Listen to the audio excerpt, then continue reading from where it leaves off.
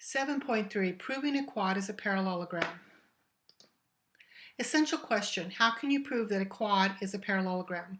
Let's go back to the definition. A parallelogram if and only if both pairs of opposite sides are parallel. In this lesson, we're going to be taking a look at what do we need to see in order to conclude that it's a parallelogram. With the definition, if we can see both pairs of opposite sides parallel, then we can say it's a parallelogram.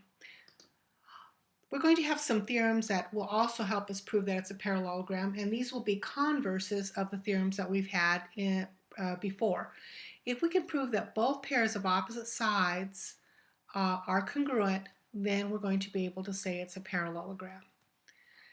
If we can say that both pairs of opposite angles are congruent, then we're going to be able to say that it is a parallelogram. Let's take a look at a proof. In this proof, we're showing that both pair of opposite sides are congruent.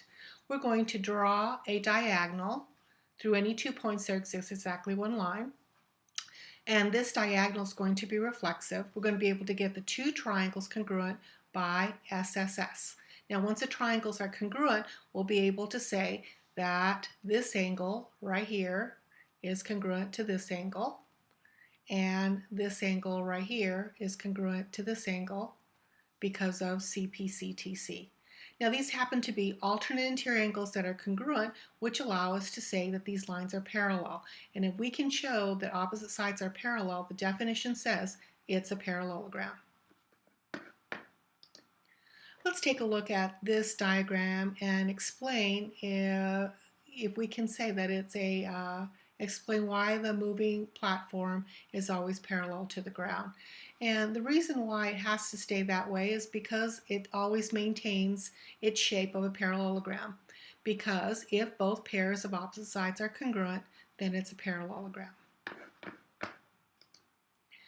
Okay, you try this problem. Go ahead and try to find the fourth angle, and once you find the fourth angle, decide if this is a parallelogram. Here's the answer. I found the fourth angle, knowing that a quad, the sum of the angles of a quad is 360, so that last angle must be 138, which shows that it's going to be a parallelogram because if both pairs of opposite sides are congruent, then it's a parallelogram. For what values of x and y is this quad a parallelogram? Well, since I'm working with sides, I want to show that both pairs of opposite sides are congruent. So I want to set these two equal, and when I do that, I am going to get x is equal to 10. So that's one of my requirements, that x is equal to 10. And if x is going to be equal to 10, I'm going to put 10 over here, and y will have to be 17. When x is 10 and y is 17, then opposite sides are going to be forced to be congruent. Here are some more theorems that will help us prove something's a parallelogram. This one is not a converse. Let's take a look. It says one pair. Most of the time we were saying both pairs. One pair of opposite sides are congruent and parallel. We can say this is a parallelogram. So if you can see this kind of situation, then we can say it's a parallelogram. And this is also a converse. If the diagonals bisect each other, then we can say it's a parallelogram. Okay, this doorway is part of a building, and we want to explain how we know SV is equal to TU. Now I see one pair of sides that is parallel and congruent. So I can state that this is a parallelogram because if one pair of opposite sides are parallel and congruent, then it's a parallelogram. Now once the once the figure has been established to be a parallelogram, I know that this side is congruent to this side because if you have a parallelogram, then opposite sides are congruent.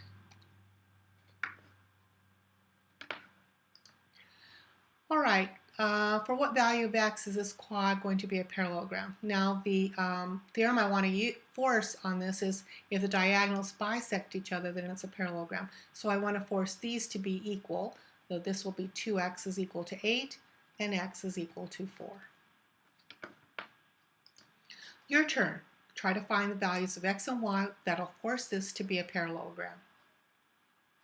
Here's the answer. You want to use the theorem if both pairs of opposite angles are congruent, then it's a parallelogram.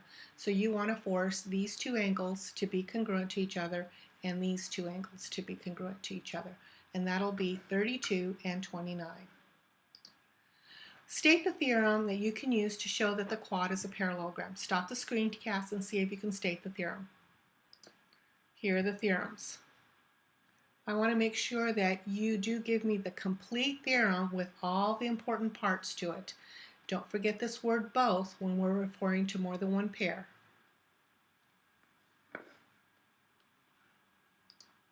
Your turn again. And here's the theorem that you want to use. If diagonals bisect each other, then it's a parallelogram. So you want to force this to be congruent to this. Okay, let's do a coordinate proof. We want to show that this is a parallelogram, and I'm going to look at slopes here. So I'm going to find the slope of AB, and this looks like its rise is 2 and run is 1, 2, 3, 4, 5. Now I'm going to find the slope of DC up 2 and then over 5. Now since these slopes are the same, then this tells me that segment AB is parallel to segment DC, because if slopes are the same, then they're parallel lines. Now let's take a look at AD. AD is down 1, 2, 3, and then over 1, 2, 3. So it's down 3 over 3, which is negative 1. I want to do the same thing for BC. I want to go 1, 2, 3, 1, 2, 3. So negative 3 over 3, which is negative 1. Now this tells me that segment AD is parallel to BC. So I've shown two sets of parallel sides, so if both pairs of opposite sides are parallel, then it's a parallelogram.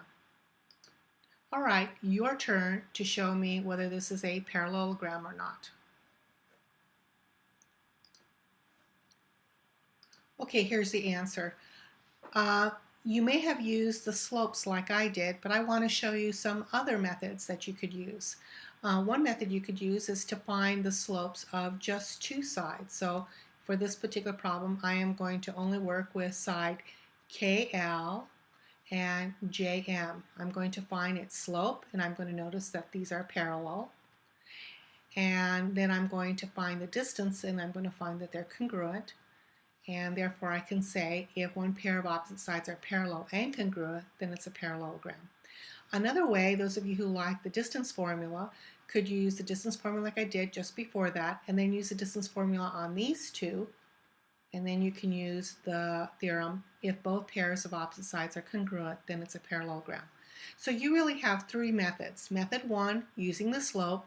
Method 2, to use slope and distance. And method 3, to just use distance.